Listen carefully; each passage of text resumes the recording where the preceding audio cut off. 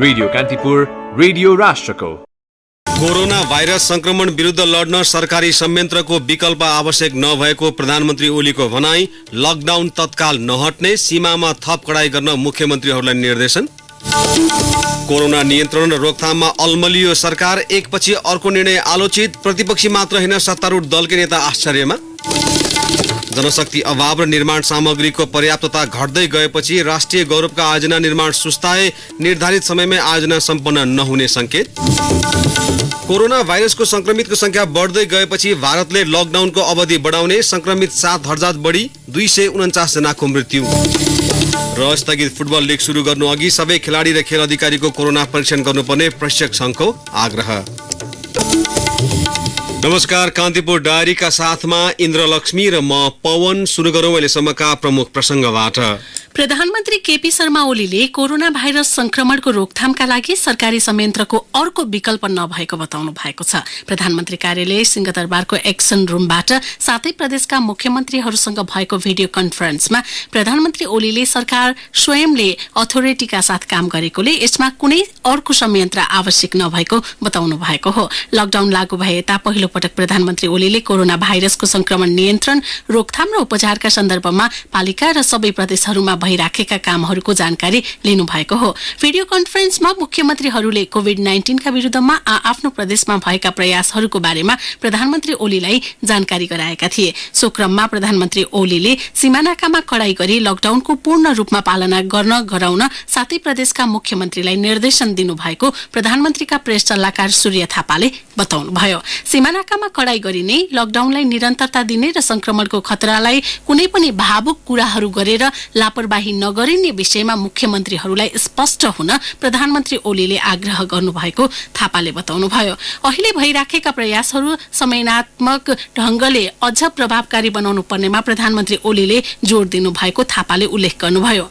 भारतमा संक्रमण फैलिने क्रम बढ़िरहेको देख्दै यहाँ लकडाउन खुला गर्ने सम्भावना नभएको प्रधानमन्त्री ओलीको भनाइ थियो। नागरिकमा मनोवैज्ञानिक त्रास नहोस् भन्नका लागि सबै तहका सरकारले ध्यान दिनुपर्ने, क्वारेन्टाइनको व्यवस्था गर्नुपर्ने, अनिवार्य क्वारेन्टाइनमा राख्नुपर्नेमा प्रधानमन्त्री ओलीले जोड़ दिनुभएको थियो। कन्फरेन्समा सबै प्रदेशका मुख्यमन्त्रीहरूले संक्रमणको अवस्था खतरापूर्ण हुँदासम्म लकडाउनप्रति नरम हुन नहुने सुझाव दिएको प्रेस सल्लाहकार थापाले बताउनुभयो। अब पालो कान्तिपुर सविस्तारको। कान्तिपुर सविस्तार। कोभिड-19 का कारण विश्व आक्रान्त बनिरहेका बेला नेपाल अछुतो रहने कुरै भएन। विदेशबाट आएका व्यक्तिबाट सरेको कोरोना भाइरसबाट 9 जना संक्रमित भएकोमा 1 जना पूर्ण रूपमा संक्रमण मुक्त भइसकेका छन्। मुलुक भित्रै एक व्यक्तिबाट अर्को व्यक्तिमा कोरोना भाइरस सरेपछि मुलुक दोस्रो चरणमा प्रवेश गरेको र नियन्त्रणका लागि थप कदम चाल्नुपर्ने स्वास्थ्य संस्थाहरूले बताउँदै आएका छन्। तर कोरोना भाइरस नियन्त्रणका लागि पछिल्लो समय सरकारले गरेका निर्णय एकपछि अर्को गर्दै आलोचित हुन थालेका छन्। सरकारको निर्णयप्रति प्रतिपक्षी दल र जनता मात्र होइन, सत्तारूढ दलकै नेता पनि आश्चर्यमा परेका छन्।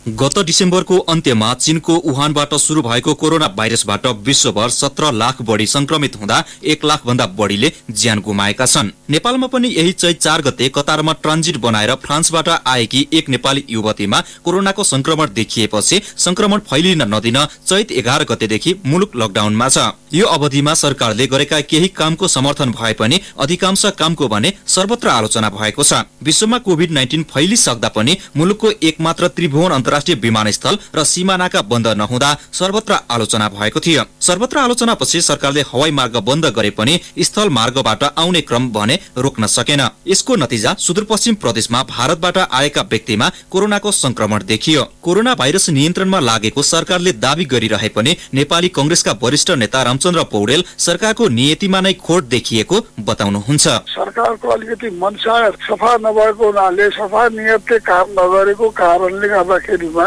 यस्तो चाहिँ विरोधाभासहरू देखिरहेको छ, पक्षपातपूर्ण व्यवहार छ। सबभन्दा पहिले हेर्दाखेरिमा दुईटा कुरा हुन हुन्थेन, यो विपत्तिमा एउटा भ्रष्टाचार हुन हुन्थेन, एउटा पक्षपात हुन हुन्थेन। मुलुकमा लकडाउन सुरु भएपछि सीमा क्षेत्रमा कडाई हुन नसकेको स्वास्थ्य सामग्री खरिद प्रक्रिया र काठमाडौँबाट गत शुक्रबार र शनिबार 2 दिन लामो दूरीका यात्रुबस सञ्चालन गर्न दिने निर्णय बढी आलोचित भएका हुन्। कोरोना भाइरस नियन्त्रणका लागि सहज होस् भनेर सरकारले उपप्रधान एवं रक्षा मन्त्री ईश्वर पोखरेलको संयोजकत्वमा गत फागुन 17 गते कोभिड-19 रोकथाम तथा नियन्त्रण उच्च स्तरीय समन्वय समिति गठन गर्यो। तर पनि कोरोना प्रति जनताको त्रसित मानसिकतामा मलम लगाउन भने सकेन। प्रतिपक्षी दलले मात्र होइन, सरकारको कामको सत्तारूढ दलकै नेताले पनि आलोचना गरिरहेका छन्। नेकपाकी स्थायी समिति सदस्य अष्टलक्ष्मी साक्य सरकारको निर्णयले नेकपाकै साख गिराएको तर्क गर्नुहुन्छ। कुनै पनि कुरा बिगार्न आउने भनेको चाहिँ सही विश्लेषण नगर्ने, सुझावहरू नलिने र आफ्नै ढङ्गले पनि अलिकति काम गर्ने परिपाटी शैलीको विकासले गर्दाखेरि चाहिँ आफै चाहिँ अलि अप्ठ्यारोमा पर्दै गएको हो कि भन्ने लाग्छ। कोभिड-19 को महामारी नियन्त्रण गर्न सरकारले उच्च स्तरीय समन्वय समिति बनाएपछि गत फागुन 28 गते सर्वदलीय बैठक बस्यो। बैठकमा सहभागी सबै राजनीतिक दलले सरकारलाई हर तरहले सघाउने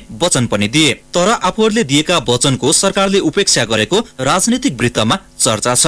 सरकारको बागडोर सम्हालिसकेका समाजवादी पार्टीका संघीय परिषद अध्यक्ष बाबुराम भट्टराई सरकारको अपरिपक्वताले जनतामा नैराश्यता छाएको बताउनुहुन्छ। सायद यो सरकारले एउटा टिमबद्ध भएर काम गर्न नसक्नु, कमान्ड र कन्ट्रोलको व्यवस्थापन गर्न नसक्नु र आफूले नबुझेका नजानेका कुरा अरूसँग विज्ञहरूसँग परामर्श लिनु, यस्तो नभएको कारणले नै यस्ता सामान्य कुरामा पनि गलत निर्णय गर्ने र फेरि एउटा भ्रमपूर्ण ढङ्गले चाहिँ त्यसलाई फेरि सच्याएको भन्ने कि झन् जनतामा भ्रम छरेको भन्ने यस्तो पटक भएको छ। कोभिड-19 नियन्त्रणका लागि सरकारले आफ्नो ठाउँबाट तत्परता देखाएको दावी गरिरहेको छ। सरकारको अलावा कांग्रेस सभापति शेरबहादुर देउवाले केही दिन अघि पूर्व प्रधानमन्त्रीहरूलाई टेलिफोन गरी कोभिड-19 को सामना गर्ने विषयमा एकमत हुन प्रस्ताव गर्नु भएको थियो। नेकपाका अध्यक्ष पुष्पकमल दाहालले पनि सबै राजनीतिक दल सम्मिलित उच्चस्तरीय राजनीतिक संयन्त्र बनाउनु पर्ने बताउँदै आउनु भएको छ। सरकारले राजनीतिक दलहरूसँग समन्वय गर्नका लागि कानून न्याय तथा संसदीय मामिला मन्त्री शिवमाया तुम्बा हम्फेलाई जिम्मेवारी दिएको छ।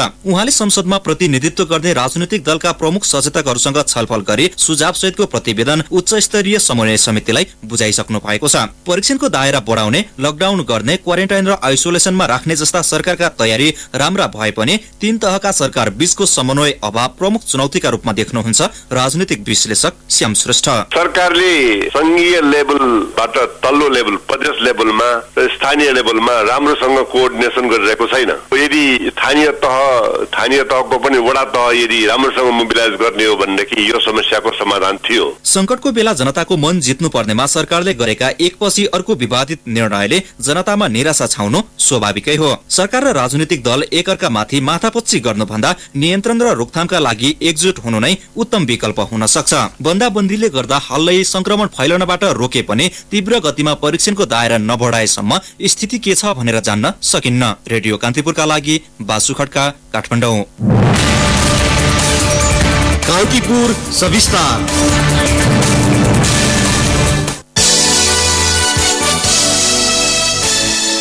स्वास्थ्य तथा जनसंख्या मन्त्रालयले काठमाडौँ उपत्यकामा थप 2 स्थानमा कोरोना भाइरसको परीक्षण गर्ने भएको छ। नियमित मिडिया ब्रिफिङका क्रममा मन्त्रालयका प्रवक्ता डाक्टर विकास देवकोटाले वीर अस्पताल र टेकु अस्पतालमा पनि कोरोनाको परीक्षण गरिने बताउनु भएको हो। हालसम्म देशभरि 4426 कोरोनाको नमूना परीक्षण भएको मन्त्रालयले जनाएको छ। गत 24 घण्टामा देशभरमा 897 जनाको नमूना परीक्षण भएको छ। आजसम्म मुलुकभर 82 जना आइसोलेसनमा र 8082 जना क्वारेन्टाइनमा रहेको मन्त्रालयले जनाएको छ। रेड जोनमा परेका अहिले 189 जना लिस्ट छ र उहाँहरूलाई हाम्रो आफ्नो महाशाखा मार्फत ट्रेसिङ गर्ने काम भइरहेको छ। क्वारेन्टाइनमा बस्नुभएका व्यक्तिहरूसँग हामीले सिधा सम्पर्क गर्ने माध्यम भनेकै कल सेन्टर र यो वेब पेज र हाम्रो स्वास्थ्य भन्ने एप हो, मोबाइल एप। यसको प्रयोग गरिदिनु हुन म आग्रह गर्छु र यहाँहरूले यो प्रयोग गर्दाखेरि आफ्नो स्वास्थ्यको बारेमा जानकारी पनि पाउनुहुन्छ र हामीले पनि दोहोरो संवाद गरेर यहाँहरूको जिज्ञासाहरू मेटाउँछौँ। हाल काठमाडौँ उपत्यकाको राष्ट्रिय जनस्वास्थ्य प्रयोगशालाका साथै 7वटै प्रादेशिक अस्पतालमा कोरोना भाइरस संक्रमण परीक्षण भइरहेको छ। कान्तिपुर डायरीमा अब ब्रेकको पालो। अब बाँकी प्रसंग। राजनीतिक, सामाजिक, आर्थिक, वैज्ञानिक क्षेत्रमा विभिन्न उतार चढाव झेल्दै वर्ष 2076 हामीबाट बिदा हुने तर्खरमा छ। यस वर्ष सकारात्मक कम र नकारात्मक विषय समाचारमा धेरै छाए। प्राकृतिक प्रकोप, सडक दुर्घटना, वैज्ञानिक उपलब्धि, विवादित राजनीतिक घटनाक्रम, व्यापार घाटा लगायतका घटना वर्षमा चर्चा तथा विवादमा रहे। सोही घटनामध्ये अत्याधिक चर्चा पाएका समाचारलाई सारांशमा प्रस्तुत गर्ने प्रयास गरेका छौं। नयाँ वर्षको सुरुवातमै सोलुखुम्बुमा हवाई दुर्घटना हुँदा 2 जनाको ज्यान गयो। मेडिकल कलेजले लिएको चर्को शुल्क यस वर्षको सुरुवातदेखि नै चर्चामा रह्यो। ललिता निवासको जग्गा प्रकरणमा सत्ताधारी नेकपाका महासचिव विष्णु पौडेल सहित नेताको संलग्नता रहेको खुल्यो। त्यस्तै उपेन्द्र यादव नेतृत्वको तत्कालीन संघीय समाजवादी फोरम र बाबुराम भट्टराई नेतृत्वको तत्कालीन नयाँ शक्ति पार्टी एकता भई समाजवादी पार्टी बन्यो। कामी रिता शेर्पाले 24औं पटक सगरमाथा चढेको रेकर्ड बनाउन सफल भए। उता नेपाली सेनाका प्रमुख सेनानी केशवराज कार्की भ्रष्टाचार अभियोगमा दरखास्त भए। त्यस्तै नेत्र विक्रमचन्द नेतृत्वको नेकपाले संघीय राजधानी काठमाडौँको 3 स्थानमा श्रृंखलाबद्ध बम आक्रमण गर्यो, जसका कारण सुकेधारामा 3, घटेकुलोमा 1 जनाको मृत्यु भयो। मुलुक 10.5 खर्ब ऋणमा डुबेको खबर सार्वजनिक भयो। अन्धविश्वासमा देवी खुसी पार्ने भन्दै 2.5 वर्षका बालकको निर्मम हत्या भएको समाचारले पनि चर्चा पायो। सरकारले ल्याएको गुठी विधेयकका विरुद्धमा सत्तापक्ष र विपक्ष दुवैले आन्दोलनका माध्यमबाट सडक तताए। नेपालको पहिलो स्याटेलाइट अन्तरिक्षमा पुग्यो। चौतर्फी दबावपछि सरकारले गुठी विधेयक फिर्ता लियो। नेकपामा अन्तर्कलहको विषयले चर्चा पायो। लगातारको वर्षाका कारण आएको बाढी पहिरोबाट देशभर 22 जनाको ज्यान गयो। 5 जना बेपत्ता, 435 परिवार विस्थापित भए। भारतीय बाँधले नेपाली बस्ती डुबाउन पर्यो। नेपाल सहित दक्षिण एसियाको मुख्य रोजगारी क्षेत्र मानिएको 6 वटा देशमा श्रम बजार खुम्चिएको दुःखद समाचारका साथै चीनले नेपाललाई 15 वटा विमानस्थल प्रयोग गर्न अनुमति दिएको विषयले केही ऊर्जा दियो। पूर्व पश्चिम विद्युतीय रेलमार्ग सहित सम्भावित अन्य स्थानको पहिचान सरकारले गर्यो। यो महिना अर्को निराश हुने समाचार आयो। त्यो हो व्यापार घाटा 13 खर्ब 21 अर्ब पुग्यो। डेंगुले महामारीको रूप लियो। नेपालमा भारतबाट पाइपलाइनबाटै तेल भित्राउने सम्झौता भयो। जेलभित्र रहेका कैदीसँग मिलेर फिरौती संकलनको धन्दामा जोडिएको आरोपमा गृहमन्त्री रामबहादुर थापाका भाइ नरेश थापा पक्राउ परे। संसद सचिवालयमा कार्यरत महिलामाथि बलात्कार प्रयास गरेको आरोपमा तत्कालीन सभामुख कृष्णबहादुर महराले सांसद पदबाट राजीनामा दिनु पर्यो। पछि जेल परेका उनी हाल जेलमुक्त भइसकेका छन्। चीनका राष्ट्रपति सी जिनपिङको नेपाल भ्रमण भयो। 12 वर्ष अघिको बम विस्फोट घटनाका मुख्य योजना एवं कांग्रेसका तत्कालीन सांसद मोहम्मद आलम पक्राउ परे। हाल उनी जेलमा छन्। शेरबहादुर देउवा नेतृत्वको सरकारले नियुक्त गरेका 7वटै प्रदेशका प्रमुखलाई बर्खास्त गरी वर्तमान सरकारले नयाँ प्रदेश प्रमुख नियुक्त गर्यो। सोही महिनामा भारतले जारी गरेको नयाँ नक्सामा नेपालको कालापानी क्षेत्र समावेश गरेपछि तीव्र विरोध सुरु भयो। केपी ओलीले सरकार र पुष्पकमल दाहालले दल चलाउने गरी नेकपाले एकीकरणको 18 महिनापछि स्पष्ट कार्य विभाजन गर्यो। 11औं दक्षिण एसियाली खेलकुद सागको सफलतापूर्वक सम्पन्न भयो। नेपाललाई 51 स्वर्ण प्राप्त भयो। प्रतिनिधि, प्रदेश र स्थानीय तहका 52 पदका लागि उपनिर्वाचन भयो। निर्वाचनमा 65.43% मतदाता सहभागी भए। यति समूहलाई सरकारी जग्गा सहुलियतपूर्ण रूपमा उपलब्ध गराएको विषय विवादमा पर्यो। मङ्सिर अन्त्यमा सिन्धुपाल्चोकमा बस दुर्घटना हुँदा 15 जनाको ज्यान गयो। विकास र सहयोग सम्बन्धी अमेरिकी नियोग मिलेनियम च्यालेन्ज कर्पोरेसन एमसीसी का विषयमा नेकपाका नेताहरूमा चर्काचर्की भयो। संविधान संशोधन गर्ने पुरानो सहमतिमा सरकार प्रतिबद्ध नभएको भन्दै समाजवादी पार्टी सत्ताबाट बाहिरियो। यससँगै नेकपा नेतृत्वको सरकारले 2/3 बहुमतको समर्थन गुमायो। 10 लाख पर्यटन भित्राउने लक्ष्य सहित भ्रमण वर्षको औपचारिक उद्घाटन गरियो। विश्वमा कोरोना भाइरसको संक्रमणले महामारीको रूप लिएपछि हाल भ्रमण वर्ष अभियान नै खारेजमा छ। अग्नि सापकोटा सभामुखमा निर्वाचन भए। ललिता निवास जग्गा अनियमिततामा संलग्नको आरोपमा अख्तियार दुरुपयोग अनुसन्धान आयोगले पूर्व उप प्रधानमन्त्री विजय कुमार गच्छदार सहित 175 जना विरुद्ध भ्रष्टाचार मुद्दा दायर गर्यो। सेक्युरिटी प्रेस खरिद गरेर 70 करोड कमिसन हत्याउने विवादास्पद अडियो सार्वजनिक भएपछि तत्कालीन संचार तथा सूचना प्रविधि मन्त्री गोकुल बास्कोटाले पदबाट राजीनामा दिए। हाल सो मन्त्रालय अर्थमन्त्री युवराज खतिवड़ाले सम्हाल्दै आएका छन्। कोरोनाको संक्रमण विश्वमा फैलिने क्रम बढेसँगै अन्तर्राष्ट्रिय आवागमनमा कडाई गरियो। प्रधानमन्त्री ओलीको मृगौला सफलतापूर्वक प्रत्यारोपण भयो। कोरोना भाइरस संक्रमणको जोखिम बढेसँगै मुलुक चैत 11 गतेदेखि लकडाउनमा छ। नेपालमा हालसम्म 9 जनामा संक्रमण पुष्टि भएको छ भने 1 जना पूर्ण रूपमा स्वस्थ भइसकेका छन्। अन्यको क्रमिक सुधार भइरहेको सरकारले जनाएको छ। रेडियो कान्तिपुरका लागि रमेश दुलाल।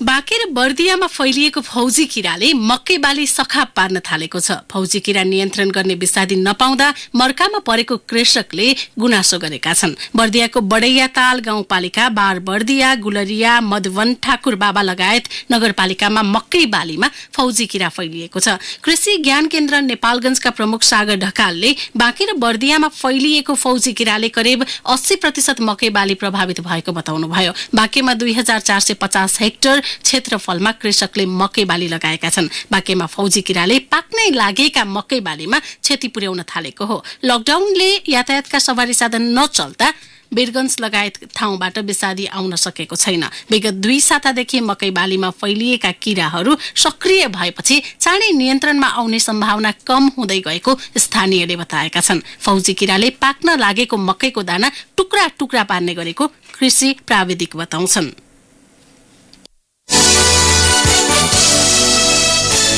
अब केही समाचार छोटकरीमा। कोभिड-19 को महामारीमा वैज्ञानिकहरूको सामाजिक तथा मानवीय दायित्वलाई घनीभूत बनाउन नास्टका वैज्ञानिक प्राध्यापक डाक्टर दिनेश राज भुजुको अग्रसरतामा प्रदेश 5 मा लुम्बिनी वैज्ञानिक समूह गठन गरिएको छ। समूहमा प्रदेश 5 का 12 जिल्लाका विभिन्न विषय सम्बद्ध वैज्ञानिकहरूलाई समावेश गरिएको भूगर्भविद प्रकाश चन्द्र घिमिरेले जानकारी दिनुभयो।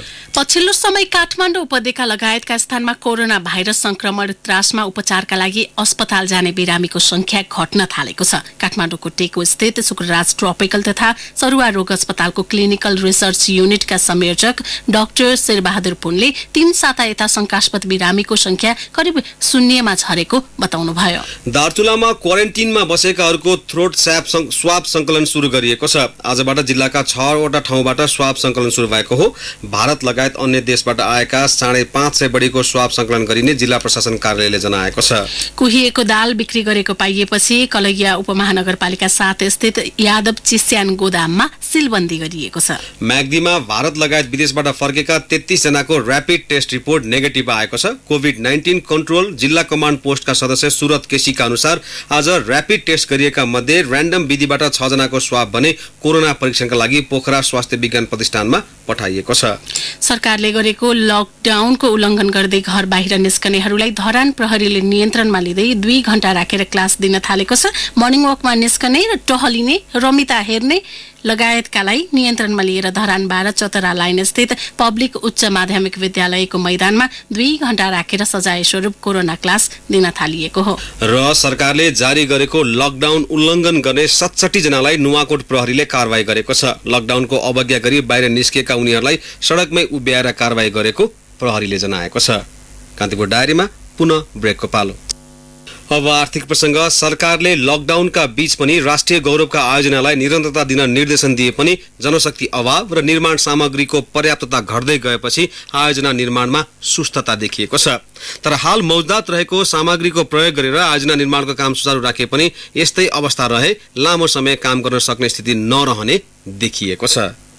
स्थानीय मजदूर घर फर्किएपछि मेलम्ची खानेपानी आयोजनाको काम सुस्ताएको छ। हाल 96% भन्दा बढी काम सकिएको आयोजनामा लकडाउनका कारण जनशक्ति अभाव र पर्याप्त निर्माण सामग्री नहुँदा काम प्रभावित बनिरहेको आयोजनाका प्रमुख तिरेश खत्रीले बताउनुभयो। पहिला 425 जनाले काम गरिरहेको हकमा अहिले चाहिँ 100 जना पनि पुग्दैन। 80 देखि 100 को हरामी मात्रै काम नेपाली कामदारहरू काम गरिरहेका। त्यसै हिसाबले पनि कामको गतिमा चाहिँ अलिकति सुस्तता आएको छ। सिमेन्ट, बालुवा, जस्ता सामग्रीहरू, निर्माण सामग्रीहरू चाहिँ सजिलोसँग उपलब्ध नभएर पनि काममा त्यो रूपले चाहिँ गति लिन सक्छ छैन। निर्धारण गरेको समयमा तलमाथि त हुन्छ नै। राष्ट्रिय गौरवको अर्को आयोजना हो पोखरा क्षेत्रीय अन्तर्राष्ट्रिय विमानस्थल। विमानस्थलको निर्माण कार्य अहिले निरन्तर भइरहे पनि लकडाउनको असरले अपेक्षित काम हुन नसकेको आयोजना प्रमुख दिनेश मुन्ना कर्मीको भनाइ छ। निर्माण सामग्री सीमा नाकामै रोकिएको र भारतको लकडाउनको समेत असर परेकोले निर्माण सामग्री ल्याउन कठिन भएकाले निर्धारित समयमै काम सम्पन्न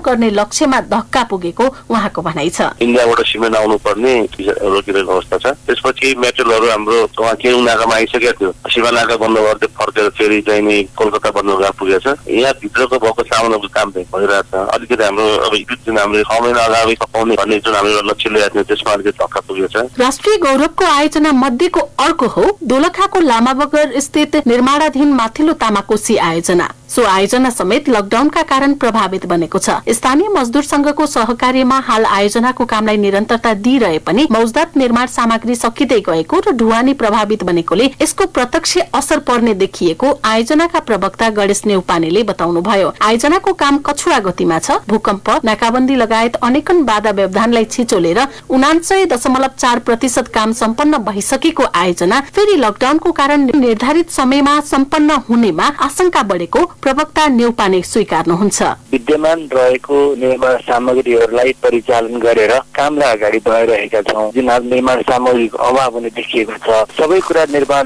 सामग्रीहरू अथवा जुन अत्यावश्यक सामग्रीहरूको सहज आपूर्ति भयो भने यहाँ भएका मजदुर साथीहरूबाट काम अगाडि बढाउन सक्ने देखिन्छ।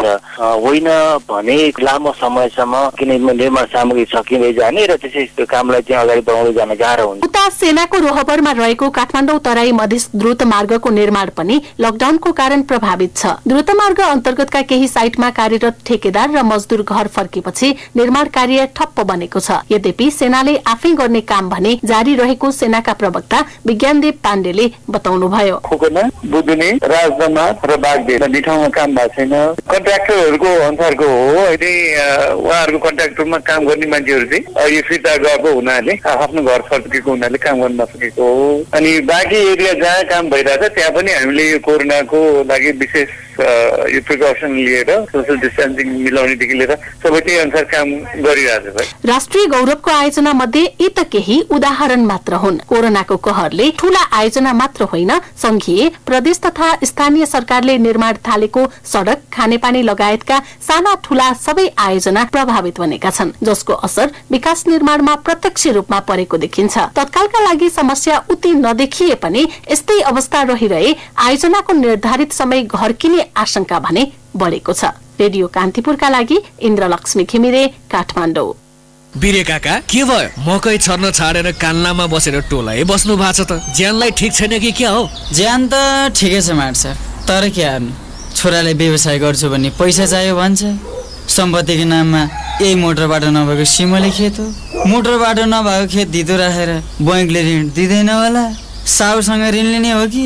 ल हेर, यो जमानामा पनि साहुबासँग चर्को ब्याजमा ऋण लिएर हुन्छ त? सिटिजन्स बैंकले तपाईहरू जस्तो कृषि योग्य जमिन भएको कृषकहरूलाई समेत ध्यानमा राखेर सिटिजन्स फास्ट ट्र्याक कर्जा ल्याएको छ, जसमा कागजात प्राप्त भएको 3 कार्यदिनभित्र रु 20 लाखसम्मको ओभरड्राफ्ट सहितको कर्जा नयाँ व्यवसाय सञ्चालन तथा कृषिको लागि प्राप्त गर्न सकिन्छ। यो सुविधा सिटिजन्स बैंकको सम्पूर्ण शाखा कार्यालयहरूबाट उपलब्ध छ। लौ, गजब रहेछ। अब म पनि दौडे सिटिजन्स बैंकमा फास्ट ट्र्याक कर्जा लिन। विस्तृत जानकारीको लागि सिटिजन्स बैंकको नजिकैको शाखाहरूमा सम्पर्क गर्नुहोस्। Citizens bank international limited. अब अन्तर्राष्ट्रिय प्रसंग कोरोना भाइरस संक्रमितको संख्या बढ्दै गएपछि नियन्त्रणको प्रयासस्वरूप भारतले लकडाउनको अवधि थप गर्ने भएको छ। दिल्लीका मुख्यमन्त्री अरविन्द केजरीवालको ट्वीटमा प्रधानमन्त्री नरेन्द्र मोदी लकडाउनको समय अवधि थप गर्न सहमत भएको उल्लेख छ। प्रधानमन्त्री मोदीले मुख्यमन्त्रीहरूसँग आज गर्नुभएको भिडियो कन्फरेन्सका क्रममा सबैको सुझाव लकडाउनको अवधि थप गर्नुपर्ने थियो। यद्यपि थप गरिने समय भने नखुलाइएको बीबीसीले जनाएको छ। समय थप भएपछि अर्थतन्त्र तथा गरीब परिवारमा पर्ने जोखिमलाई सम्बोधन गर्न चुनौती पर्ने आकलन समेत गरिएको छ। हालसम्म भारतमा 10 लाख कामदार बेरोजगार भइसकेका छन्। लकडाउनका बावजुद केही राज्यमा भने कोरोना संक्रमण तीव्र गतिमा फैलिएको छ। हालसम्म 7,600 संक्रमित पुग्दा ज्यान गुमाउनेको संख्या 249 पुगेको छ। यसैबीच कोरोना भाइरस संक्रमणका कारण ज्यान गुमाउनेको संख्या विश्वभर 1,03,841 पुगेको छ। 17,15,589 जना संक्रमित मध्ये 3,88,879 जना पूर्ण रूपमा स्वस्थ भइसकेका छन्। इटलीमा सबैभन्दा धेरै 18,849 जनाले ज्यान गुमाएका छन्। संक्रमितको संख्याका आधारमा अमेरिका सबैभन्दा अगाडि छ, त्यहाँ 5,03,177 जना संक्रमित पुगेका छन्। अमेरिकामा 18,761 जनाले ज्यान गुमाइसकेका छन्। विश्व स्वास्थ्य संगठन WHO ले कोरोना भाइरसको संक्रमण फैलिएका विभिन्न राष्ट्रमा लागू गरिएका लकडाउन तत्काल हटाउन खोजे त्यसको परिणाम घातक हुन सक्ने चेतावनी दिएको छ। जेनेभामा भर्चुअल पत्रकार सम्मेलनमा WHO का प्रमुख डाक्टर टेड्रोस एडहानोम गेब्रेयेससले लकडाउन हटाउने निर्णय गर्नु पूर्व धेरै सोचेर मात्रै निर्णय लिनुपर्ने बताउनु भएको बीबीसीले उल्लेख गरेको छ। युरोपेली मुलुक इटली र स्पेनले लकडाउनलाई जारी राख्दै अन्य केही प्रतिबन्धलाई खुकुलो पार्ने बताइरहेका बेला गेब्रेयेससको यस्तो चेतावनी आएको हो। विभिन्न राष्ट्रका सरकारसँग मिलेर WHO ले विभिन्न प्रतिबन्धलाई खुकुलो पार्ने रणनीति निर्माणका लागि छलफल जारी राखेको बताउँदै उहाँले तत्कालका लागि भने कुनै पनि निर्णय लिइहाल्नु हतार हुने स्पष्ट पार्नुभयो। कोरोना कहरका कारण चर्को आर्थिक मारमा परेका मुलुकहरूले पनि विभिन्न प्रतिबन्धहरूलाई खुकुलो बनाउने भने पनि त्यसबारेमा गहन रूपमा सोच्नुपर्ने समय आएको बताउँदै उहाँले युरोपेली राष्ट्रहरूमा संक्रमणको गति केही घटे पनि नियन्त्रणमा नआएको र अन्य मुलुकमा संक्रमण बढिरहेको भन्दै सचेत रहन आग्रह गर्नुभएको छ। अब खेल प्रसंग। स्थगित फुटबल लीग शुरू गर्नु अघि सबै खेलाडी र खेल अधिकारीको कोरोना परीक्षण गरिनुपर्ने आवाज उठेको छ। इंग्ल्याण्डको लीग म्यानेजर्स एसोसिएसनका प्रमुख कार्यकारी रिचार्ड बेभानले लीग पुनः शुरू गर्नु अघि खेलाडी, प्रशिक्षक, अफिसियल लगायत सम्पूर्णको कोरोनाको परीक्षणमा जोड़ दिनु भएको छ। कोरोनाको महामारीको कारण इंग्ल्याण्डमा फुटबल गतिविधि अनिश्चितकालका लागि स्थगित छ। रिचार्डले खेलाडीको परीक्षण नगरेसम्म व्यवस्थापकहरू मैदान नफर्कने समेत बताउनुभयो। सरकारले सबै ठिक छ नभनेसम्म लीग शुरू गर्न नहुने उहाँको भनाइ थियो। उहाँले लीग शुरू गर्नु अघि कम्तीमा 3 साता तयारी आवश्यक पर्ने उल्लेख गर्नुभयो। अवश्य साथीहरूलाई कान्तिपुर डायरी समाप्त हुन्छ। राति 8 बजे सेक्युरिटी एन्ड क्राइम डायरीका साथ आउने नै छौं। तबसम्मका लागि इन्द्रलक्ष्मी र पवनलाई आज्ञा दिनुहोस्। नमस्कार।